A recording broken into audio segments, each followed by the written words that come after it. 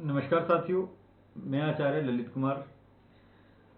आज की वीडियो में हम ज्योतिष के कुछ मूलभूत बिंदुओं पर बात करेंगे।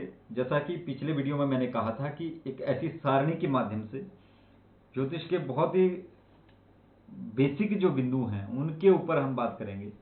ठीक है, इन नोट्स को बनाने के लिए बहुत लंबे चौड़े जो है नोट्स बनने थे, लेकिन ये मुझे जो सारणी मिली है ये आपको कहीं भी क्षेत्रीय पंचांग में, ठीक है, या फिर आप इसी को डाउनलोड कर सकते हैं।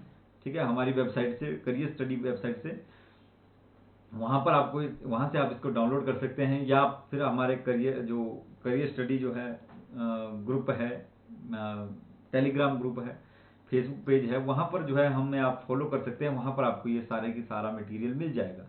ठीक है, तो अन्य जो है मैं बात कर रहा था कि बहुत सारे जो मटेरियल की आवश्यकता थी, बहुत सारे नोट्स की आवश्यकता थी इनको बनाने के लिए, लेकिन इस सारणी के अंतर्गत जो है वो सारा का सारा कवर हो जाता है। ठीक है, तो सारणी के अनुसार ही हम चलते हैं। पिछले वीडियो में हमने भावों के बारे में बात की थी कि द्वादश भाव कैसे हैं, उनके कैसे कैसे विचार किया जाता है, कौन कौन अंगों का, कौन कौन विषयों का विचार किया जाता है। तो यहां पर जो है हम ग्रहशील चक्र के अनुसार देखते हैं। सबसे पहले इन्होंने दृष्टि का वर्णन यहां पर किया है। तो भाई पश्यंती सप्तमम सर्वे शनि जीव पूजा पुनः। ठीक है, सभी ग्रह जो हैं अपने से सप्तम स्थान को पूर्ण दृष्टि से देखते हैं, लेकिन जो शनि, मंगल और बृहस्पति हैं इनके दृष्टियों का थोड़ा सा अलग अलग भी जो है, ये और भी स्थानों को पूर्ण दृष्टि से देखते हैं। तो यहां पर मैं सबसे आपको पहले एक डायग्राम के माध्यम से दिखा देता हूं। ठीक है, ये क्षमा चाहूंगा, थोड़ा टेढ़ा बन रहा है। यहां कुंडली बना लेते हैं हम एक। तो जैसे कि ये मैंने द्वादश भावों की जो है कुंडली बना ली। तो इसमें क्या है, श्लोक में बात क्या कही गई है कि पश्यंती सप्तमम सर्वे। ठीक है, इसमें मैं राशियों को नहीं भरूंगा। मान लीजिए हमारा जो सूर्य है कुंडली में, ठीक है, ये यहां पर उपस्थित है, यहां पर बैठा हुआ है। तो सूर्य का जो है वो सप्तम भाव को, सूर्य से सप्तम 1 2 3 4 5 6 7, यानी यहां पर जो है वो पूर्ण दृष्टि से देखता है। जो सूर्य है वो यहाँ सप्तम सूर्य है, ठीक है, चंद्रमा है, बुध है, शुक्र है, ठीक है, और ये जो ग्रह हैं ये पश्यंती सप्तमम सर्वे, अपने से सप्तम स्थान को, बाकी भी चंद्र, ये मंगल, शनि और बृहस्पति जो है ये भी अपने से सप्तम स्थान को पूर्ण दृष्टि से ही देखते हैं। ठीक है, पश्यंती सप्तमम सर्वे, सभी जो है पूर्ण दृष्टि से देखते हैं। लेकिन अगर हम करें बात मंगल की, ठीक है, तो मंगल की पूर्ण दृष्टि कैसे होती है। मंगल जो है अपने से सप्तम को पूर्ण दृष्टि से देखता है, अपने से चतुर्थ को पूर्ण दृष्टि से देखता है, और अपने से अष्टम स्थान को जो है पूर्ण दृष्टि से देखता है। ये मंगल की दृष्टि का विचार है। ठीक है, इसी तरह जो शनि की बात करते हैं हम, तो भाई शनि जो है अपने से तृतीय स्थान को पूर्ण दृष्टि से देखता है, अपने से सप्तम स्थान को पूर्ण दृष्टि से देखता है, और अपने से दसम स्थान को पूर्ण दृष्टि से देखता है। ठीक है, और जो बृहस्पति की बात करते हैं हम, तो बृहस्पति जो है अपने से सप्तम को पूर्ण दृष्टि से देखता है, अपने से पंचम स्थान को पूर्ण दृष्टि से देखता है, और अपने से नवम स्थान को पूर्ण दृष्टि से देखता है। तो ऐसा है कि ये लग्न में नहीं, अपनी अगर बाय द वे ये ग्रह जो है यहां पर बैठ जाए जाकर के, ठीक है, जैसे यहां पर बृहस्पति बैठ गया, तो ये बृहस्पति जो है यहां से सप्तम स्थान तृतीय को पूर्ण दृष्टि से देख रहा है, यहां से लगन पंचम है इसको भी पूर्ण दृष्टि से देख रहा है, और यहां से नवम पंचम जो है वो नवम स्थान का पंचम जो है, पंचम स्थान जो है ये नवम स्थान है, यहां से इसको भी पूर्ण दृष्टि से देख रहा है। ठीक है, तो ये होगी इनकी पूर्ण दृष्टियों की बात। अब आती है बात एक पाद दृष्टि की, द्विपाद दृष्टि की और त्रिपाद दृष्टि की। ठीक है, सीधा सा बेसिक सा कंसेप्ट है कि ये हमारा वृत्त है, ठीक है, ये खाली है, इसके हमने 4 भाग कर लिए। तो अगर कोई ग्रह एक पाद दृष्टि है यानी कि जो है वो इतना फल दे रहा है, 2 पाद दृष्टि है यानी कि वो इतना फल दे रहा है, ठीक है, त्रिपाद दृष्टि है तो यानी कि इतना फल दे रहा है, ठीक है, और पूर्ण दृष्टि का मतलब है कि पूरा फल दे रहा है, अच्छा दे रहा है कि बुरा दे रहा है, वो बात करता है ग्रहों की अगली स्थिति को। फिलहाल आप इस बात को समझिए कि भाई फल अच्छा दे रहा है, बुरा दे रहा है, या क्या कर रहा है, इसकी बात नहीं है, ये बाद की बातें हैं। ठीक है, फिलहाल हमने ये देखना है कि एक पाद दृष्टि में कितना फल देता है, द्विपाद में कितना देता है, त्रिपाद में कितना कितना फल देता है। ठीक है, तो ये जो ग्रहों की दृष्टियों का विचार जो है ये एकपाद, द्विपाद और त्रिपाद इस तरह से डिवाइड किया गया हुआ है। तो पहले हम सूर्य की बात करते हैं। सूर्य जो है, जो शनि की पूर्ण दृष्टि है, त्रिपाद दृष्टि, शनि, चंद्र, भौम, बुध, गुरु, शुक्र, राहु और केतु जो है तीसरे और दसम स्थान को एक पाद दृष्टि से देखते हैं। ठीक है, एक पाद दृष्टि से। और सूर्य, चंद्र, सभी ग्रह जो है पंचम और नवम स्थान को, जो बृहस्पति की पूर्ण दृष्टि है, पंचम और नवम स्थान को पूर्ण द्विपाद दृष्टि से देखते हैं, लेकिन बृहस्पति जो है वो पूर्ण दृष्टि से देखता है। रवि, सूर्यादि जो ग्रह हैं वो चतुर्थ और अष्टम स्थान को त्रिपाद दृष्टि से देखते हैं, जो मंगल की पूर्ण दृष्टि है। यानी कि चौथे और आठवें जैसे मंगल की पूर्ण दृष्टि है, वैसे बाकी जितने भी ग्रह हैं वो चौथे और आठवें स्थान को पूर्ण दृष्टि से ना देख करके त्रिपाद दृष्टि से देखते हैं। यानी तीसरा हिस्सा जो त्रिपाद जो दृष्टि है उससे जो है वो अपना फल प्रदान करने वाले रहते हैं। ठीक है, सप्तम स्थान को पूर्ण दृष्टि से सब देखते हैं। मंगल जो है 4, 8, 7 को जो है पूर्ण दृष्टि से देखता है। बृहस्पति 5, 7, 9 को पूर्ण दृष्टि से देखता है। और शनि जो है वो 3, 7, 10 को पूर्ण दृष्टि से देखता है। राहु केतु की यहां पर 7, 7 है। ठीक है, लेकिन इसके बारे में अलग अलग मत है। ठीक है, 2, 5, 11 इत्यादि अलग अलग मत हैं। ऐसा नहीं कि 2, 5, 11, 9 ये इसकी पूर्ण दृष्टियां हैं। अलग अलग व्यवहारिक ज्योतिष जो ग्रंथ हैं उनमें इनके बड़े भारी मतभेद होते हैं। इनके राशि स्वामी, इनको उच्च नीच मानने का, राशि किन किन राशियों के स्वामी हैं, इनके बारे में काफी सारा सस्पेंस है। अलग अलग संहिताओं में, अलग अलग ग्रंथों में जो है इनके बारे में अलग अलग बतलाया गया है। तो इनको छोड़िए। ठीक है, ये आप स्मरण रखें। ये इनके जो है दृष्टि का विचार हो गया। अब करते हैं बात इनके ग्रह मैत्री की। तो भाई सूर्य के जो है चंद्र, भौम और गुरु ये तो हो गए मित्र। बुध है इसके सम। ठीक है, शनि, राहु और शुक्र जो है इसके शत्रु हैं सूर्य के। चंद्रमा का कोई भी शत्रु नहीं होता है, लेकिन राहु शत्रु होता है। ठीक है, जैसे आप ग्रह ज्योतिष ग्रंथ जिन्होंने पढ़े हैं उन्होंने देखा होगा कि चंद्रमा का कोई भी शत्रु नहीं होता, लेकिन राहु जो है वो चंद्रमा का शत्रु है। सूर्य और बुध इसके मित्र हैं। मंगल, शनि, गुरु और शुक्र जो है इसके मित्र हैं, ये सॉरी सम हैं। ठीक है, मंगल के सूर्य, बृहस्पति, चंद्रमा मित्र रहते हैं। शुक्र, शनि सम रहते हैं। और बुध और राहु जो है वो शत्रु रहते हैं। बुध के सूर्य, राहु, शुक्र मित्र हैं। मंगल, गुरु, शनि सम है और चंद्रमा जो है इसका शत्रु है। देखिए इन दोनों का ये पिता पुत्र जो है चंद्रमा और बुध, चंद्रमा बुध को मित्र मानते हैं। ठीक है, बुध चंद्रमा को जो है वो शत्रु मानते हैं। ठीक है, क्योंकि ये जो है पौराणिक कथाएं आपने सुनी होगी।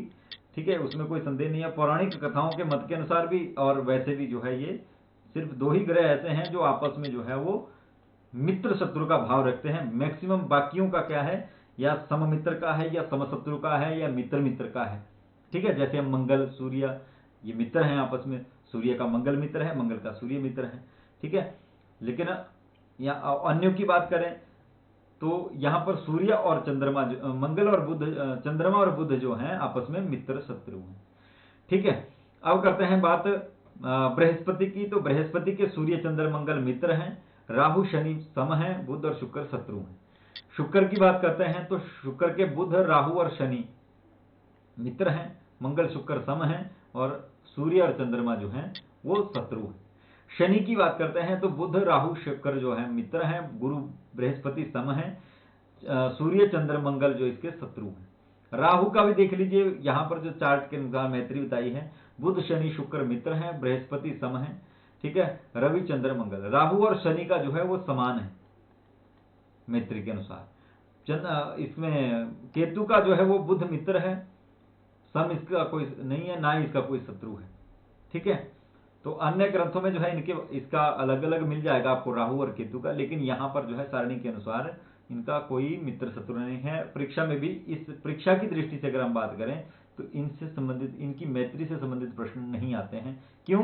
क्योंकि एग्जामिनर को भी पता है कि इसके बारे में सस्पेंस है। अगर कोई इस तरह का परीक्षा में प्रश्न डाल भी दिया जाता है तो छात्र जो है उसमें रिट ले लेते हैं और फिर उसमें दिक्कत आती है आगे एग्जामिनेशन में, क्योंकि इनमें ज्यादा जो है सस्पेंस रहता है। एक ग्रंथ में इसके बारे में कुछ लिखा है, दूसरे में कुछ लिखा है। ठीक है, तो ये तो रह गई ग्रह मैत्री। अब बात करते हैं ग्रहों की उच्च नीच की। तो पहले उच्च देख लीजिए। जब आपने नीलकंठ ताजिक नीलकंठी में श्लोक पढ़ा होगा या सुना होगा, या आप देख सकते हैं वहां पर अज वृषभ मृगांगना कुलीरा जशवण जौच दिवाकरादि तुंगाह। तो ये जो श्लोक है उसमें लिखा है ये कि इनकी उच्च नीच जो है, अन्य ग्रंथों में भी लिखा है, ऐसा नहीं है, ये मेरे को श्लोक स्मरण है, मैंने स्वयं वहां से इसको स्मरण किया है, इसलिए मैंने ये श्लोक बोल दिया। अन्य भी जो है, अन्य बहुत सारे श्लोक इसके मिलते हैं उच्च नीच के। तो वही सूर्य जो है वो मेष राशि में उच्च के रहते हैं और 10 अंश पर परम उच्च के रहते हैं। ठीक है। चंद्रमा जो है वृष राशि में उच्च के होते हैं, 3 अंश पर परम उच्च के होते हैं। मकर के मंगल जो है मकर में उच्च का होता है और 28 अंश पर परम उच्च का होता है। बुध कन्या में उच्च का होता है, कन्या जो है इसकी राशि भी है, और 15 अंश पर जो है ये परमोच्च हो जाता है। 15 अंश के बाद जो है वो स्वगृही मान लिया जाता है, 15 अंश पर परमोच्च माना जाता है। ठीक है। गुरु जो है वो कर्क राशि में उच्च के होते हैं 5 अंश पर। शुक्र मीन राशि में 27 अंश पर उच्च के होते हैं, और शनि जो है वो तुला राशि के 20 अंश पर नीच के होते हैं और उच्च के होते हैं। राहु मिथुन राशि के 15 अंश पर जो है उच्च के होते हैं। इसमें जो है भेद है, कुछ ग्रंथों में जो है राहु को जो है वृष राशि में उच्च का बतलाया गया है, यहाँ पर मिथुन राशि में उच्च का बतलाया गया है। तो जो भी हो, ठीक है, तो दोनों का आप समझ लीजिए कि कुछ जगह पर जो है वृष में राहु को उच्च का माना है, और कुछ मैक्सिमम जो मत है वो मिथुन राशि का है। मिथुन राशि के 15 अंश पर राहु परमोच्च के होते हैं, और इससे सप्तम जो है राहु से सप्तम केतु रहते हैं। तो मिथुन से सप्तम भी धनु है, राहु केतु की उच्च राशि धनु है, 15 अंश पर जो है ये परमोच्च के हो जाते हैं। नीच का विचार कर लेते हैं तो सूर्य जो है 10 तुला की, अब जो मेघ है, मेघ से सप्तम राशि तुला है, जो ग्रह जिस राशि में उच्च का है उससे सप्तम राशि में नीच का होता है, और उतने ही जितने अंश पर परमोच्च का होता है उतने अंश पर परम नीच का भी होता है। इसको आप कभी हम सिद्धांत की जब कक्षा लेंगे तो वहां पर आपको समझाएंगे कि ऐसा क्यों होता है। ठीक है। जो बिंदु टॉप पे आता है वो जो है बेस डाउन भी रहता है, तो उसका चलो अलग बात करेंगे। तो यहाँ पर उच्च नीच देख लीजिए। आप तुला की बात करते हैं, सूर्य जो है तुला में नीच का होता है 10 अंश पे। चंद्रमा वृश्चिक राशि में 3 अंश पर परम नीच का होता है। ठीक है। मंगल की नीच राशि कर्क है और 28 अंश पर परम नीच का होता है। बुध की जो है मीन राशि नीच है और 15 अंश पर जो है परम नीच का बुध होता है। बृहस्पति जो है मकर राशि पर नीच के होते हैं, 5 अंश पर परम नीच के हो जाते हैं। शुक्र कन्या राशि में नीच के होते हैं, यद्यपि ये मित्र राशि भी है, इसका भी आप ध्यान रखें। ठीक है। लेकिन 27 अंश पर परम नीच के कहलाते हैं। ठीक है। शनि जो है वो मेष राशि में जो है नीच के होते हैं, 20 अंश पर परम नीच के कहलाते हैं। राहु जो है वो धनु राशि में नीच के होते हैं, 15 अंश पर परम नीच के हो जाते हैं। केतु मिथुन राशि में नीच के होते हैं और 15 अंश पर परम नीच के हो जाते हैं। अब ग्रहों की राशियों को देख लेते हैं कि किस ग्रह की कौन सी राशि है। ठीक है। तो भाई सूर्य जो है सिंह राशि का स्वामी है, चंद्रमा कर्क का स्वामी है, मंगल जो है मेघ और वृश्चिक राशि का स्वामी है, मेघ वृश्चिक और भौमः। ठीक है। और बुध जो है मिथुन और कन्या का स्वामी है।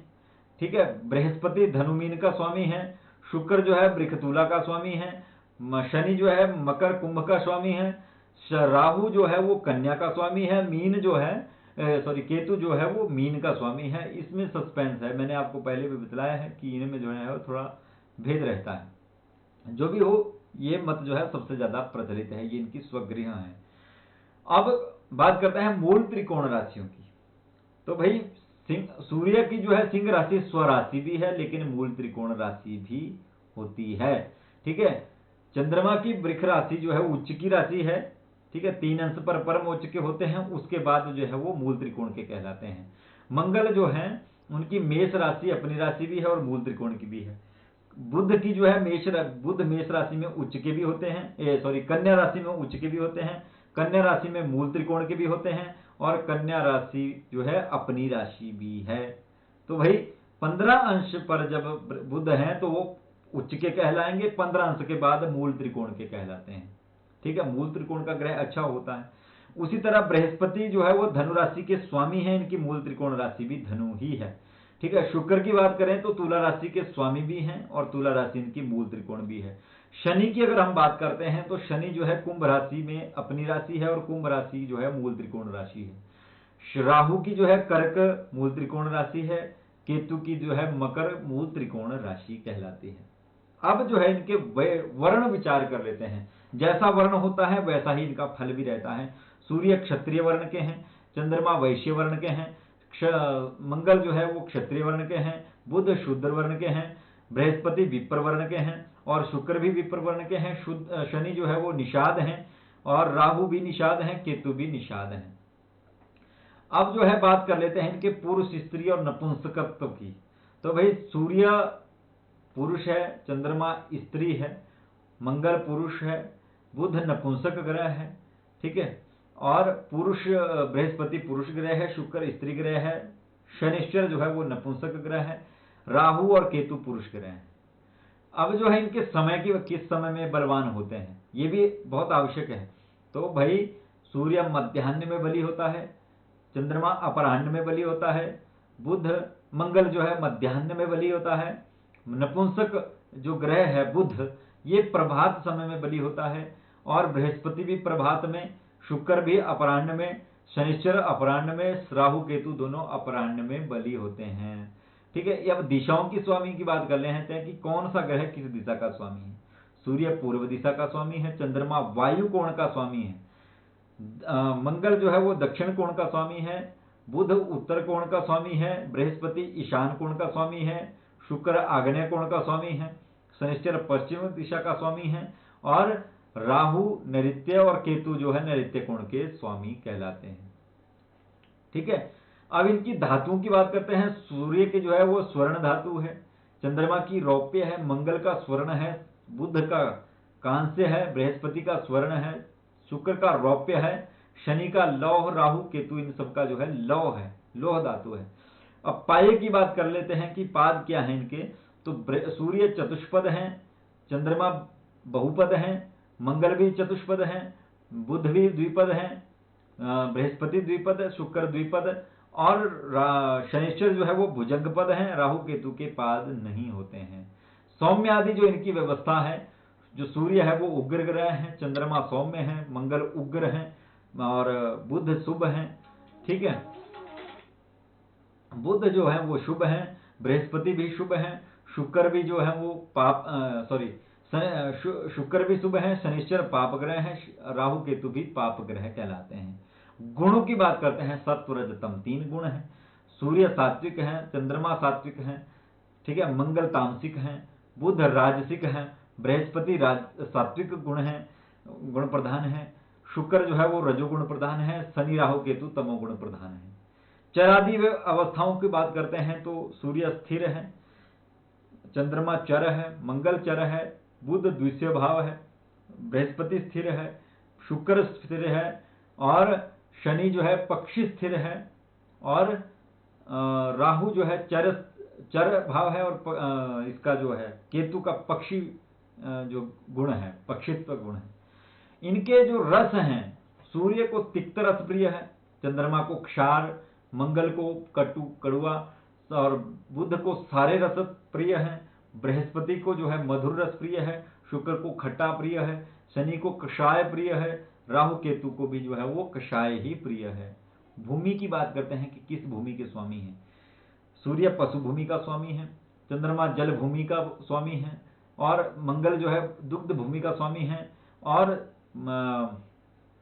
बुध शमशान भूमि का स्वामी है, बृहस्पति वाणी का स्वामी है, जो ये शुक्र है ये जल भूमि का स्वामी है, शनि उत्कट भूमि का, ठीक है, और राहु केतु ऊषर बंजर भूमि जो है उनके स्वामी है। पित्तादि अवस्थाओं के देखो तो सूर्य की पित्त प्रकृति है, चंद्रमा की कफ श्लेष्म प्रकृति है, मंगल की पित्त प्रकृति है, बुध समधातुक है, बृहस्पति भी समधातुक है, और शुक्र जो है कफ शुक्र धातु है, और शनिश्चर की वायु प्रवृत्ति है, वायु अवस्था है, धूम्र और राहु की है, और वायु जो है केतु की पित्तादि प्रकृति है। अवस्थाओं की बात करते हैं तो सूर्य वृद्ध है, चंद्रमा युवा है, मंगल युवा है, बुध युवा है, बृहस्पति वृद्ध है, शुक्र युवा है, शनि जो है बिल्कुल अति वृद्ध है, और राहु केतु जो है वो वृद्ध हैं। रंग हैं तो इनके रंगों की बात करते हैं तो पाटल वर्ण, ठीक है, गौर श्वेत चंद्रमा का, रक्त वर्ण भौम का, ठीक है। नील वर्ण जो है वो बुध का है, पीत वर्ण बृहस्पति का है, श्वेत वर्ण जो है शुक्र का है, नील वर्ण शनि का है, धूम्र वर्ण जो है वो राहु केतु का है। धातु आदि की बात करते हैं तो मूल जो है वो सूर्य के हैं, चंद्रमा का जीव है, मंगल की धातु है, बुध का जीव है, बृहस्पति का जीव, शुक्र का मूल, शनि का मूल, राहु केतु का धातु। ठीक है। स्थान की बात करें तो किस स्थान में ये प्रधान माने जाते हैं, तो सूर्य जो है वन में प्रधान माने जाते हैं, चंद्रमा जल में प्रधान माने जाते हैं, मंगल वन में प्रधान, बुध ग्राम में, बृहस्पति ग्राम में, शुक्र ग्राम में, और शनि जो है वो संधि में, ग्राम और वन की संधि में। राहु जो है वो खोखल, जो वृक्षों के खोखल हैं, गुफाओं की बात करें राहु केतु की तो गुफाओं में जो है इनका स्थान रहता है। तो ये जो था आज का वीडियो था, ज्योतिष शास्त्र को समझने का बहुत ही अच्छी ये सारणी है। इसको जो है आपको लिंक दे दिया जाएगा, वहां से डाउनलोड कर सकते हैं हमारे टेलीग्राम ग्रुप से। ठीक है। और या फेसबुक के करियर स्टडी पर आप फॉलो कर सकते हैं। ठीक है। और भी कोई आपके मन में शंका हो, जिज्ञासा हो, तो आप पूछ सकते हैं। ठीक है। कमेंट सेक्शन में पूछ सकते हैं किसी भी तरह की समस्या, किसी भी तरह का सुझाव। ठीक है। जो भी आपके मन में हो आप कमेंट में हमें बतला सकते हैं। ठीक है। आज आगे की वीडियो में हम ज्योतिष के अन्य विषयों पर बात करेंगे। फिलहाल जो है इस वीडियो को मैं यहीं समाप्त करता हूं। जय हिंद, जय भारत।